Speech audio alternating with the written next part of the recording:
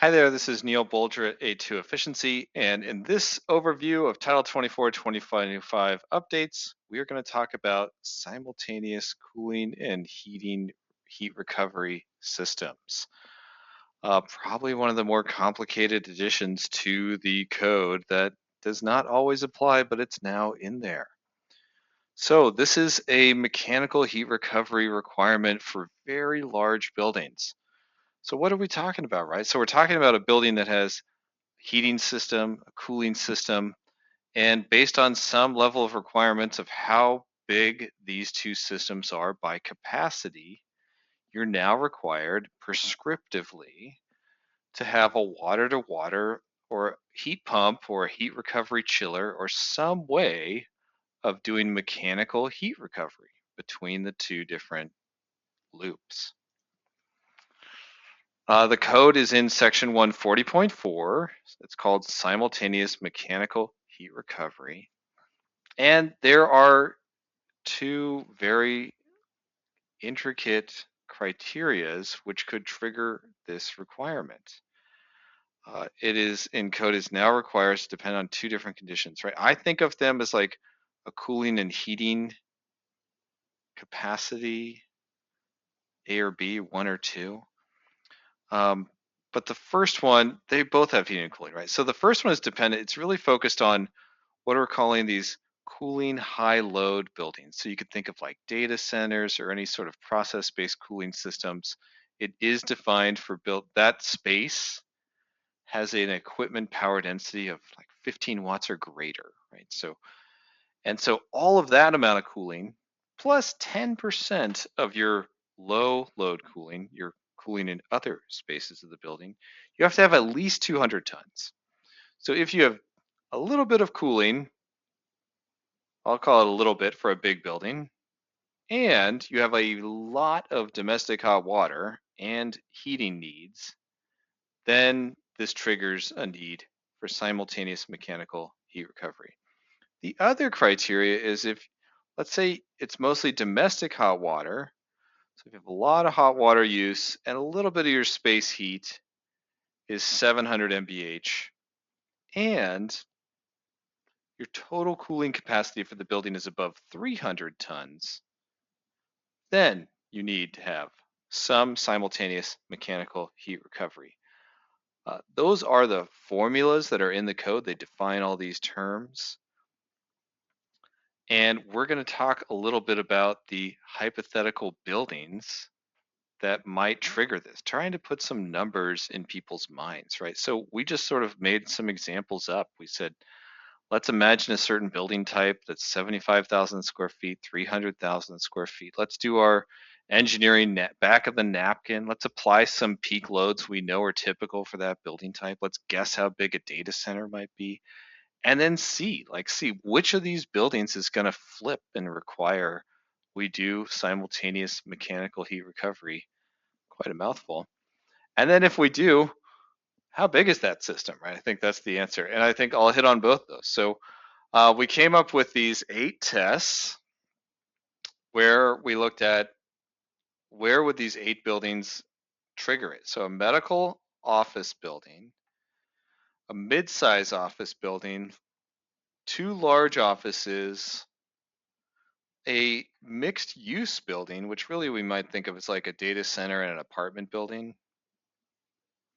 a hotel, and some schools. And so again, criteria 2 is when we have a lot of small amount of heating and 300 tons of, we have a fair bit of heating, right? 700 MBH. It's not nothing, right? So in a medical office building, so that's the trigger, right? This building, we also assume that there's a small data center in the building that's 18 kilowatts of cooling needs. So you could imagine some IT closets in 150,000 square feet.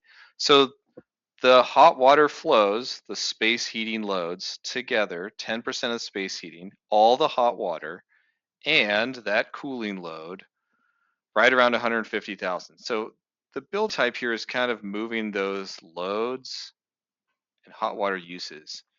We use the hot water flow densities that are dictated in the Title 24 ACM. It has different space types and building type hot water flows. And we adjust one in a second. But so basically, right, 150,000 square foot medical office, 150,000 square foot mid-size office building, right? This has to also have a cafe. So we said, well, let's assume it's got a decent data center in there, 750 kilowatts, and it's got a cafe to get hot water. Okay, now we have enough process cooling that we flipped the cooling switch, and the cafe brought us over the limit for hot water. So again, that's not going to be every building. In large offices, no data center, right? We didn't even put an IT closet in, even though they'd probably have them.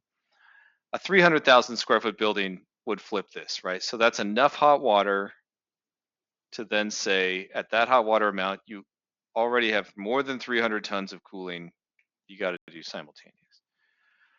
This large office, we said low flow, and that actually pushed us out of criteria 2. We said, hey, let's reduce the flow by 30%. A lot of buildings do that. We dropped our hot water demand suddenly. We weren't in criteria 2. We added in a small data center, I'll say small, half a megawatt. They used to be pretty big. That's pretty small. But very likely building, right? Boom, criteria 1 is now triggered. We have high density cooling loads, enough hot water. The second row, you can see a lot of these options. And again, these are just examples. They're not guarantees. They were all criteria 2, right? So we had a 75,000 square foot building, a small data center, 18 kilowatts of equipment, a lot of hot water, but the right combination basically to say more than 300 tons of cooling and a lot of hot water. Same on the hotel, 175,000 square foot. Same on the school, 155,000 square feet, no data center, enough to kind of flip this same criteria 2. And then we said, what about a slightly smaller school with a smaller data center, right? Quarter of a megawatt, and we do low flow. Let's assume they have low flow fixtures on their hot water. Still, 125,000. These are bigger school buildings, but it requires it. But what does it require? Okay, I require this thing, right? I now have to do it. Oh my gosh, what do I have to do? Even if, I mean, you have a hydronic plant ideally. Well, that's where it actually gets into. It's really not the biggest device, right? In all these instances, 21 tons, 12 tons, 35 tons. That's a bigger piece of technology for sure, but a 12-ton water-to-water heat pump in a otherwise very large central plant or a couple 100-ton central plant, it's a little bit more of just trying to get people, I think, familiar with how they would design and plumb and build these things and even start them up. But it's there, it's in the code, and it's pretty complicated. We then did a test. We said, well, let's just lower the square footage until we get rid of it, right? Where is that threshold? We came up with these hypotheticals, but so what? Like, what are we talking? Half the size? Well, it's really not that much lower, right? So if you think of in all these cases, basically we've dropped the square footage by anywhere between 20 and 50,000 square feet, here only by about 12, and you can see no requirements are required. So a lot of buildings might be on this cusp. It may even come down to the definition of gross square footage versus total. It's really capacity driven, right? It's actually not at all driven by square footage. It's all driven by equipment, load, and capacity. If this is helpful, we're going to post this tool and I'll link to it in this post. But this is just a spreadsheet where we did this. We entered our own description, our areas, and then we guessed. We said, like, these we think are reasonable peak loads.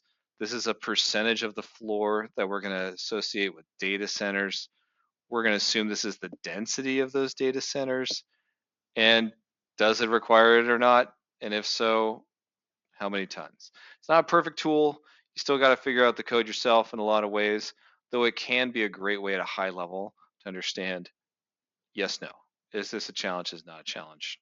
What are we looking at? All right, that is it for probably the most complicated change. We're going to dive into a few easier ones here coming up in the next and last video.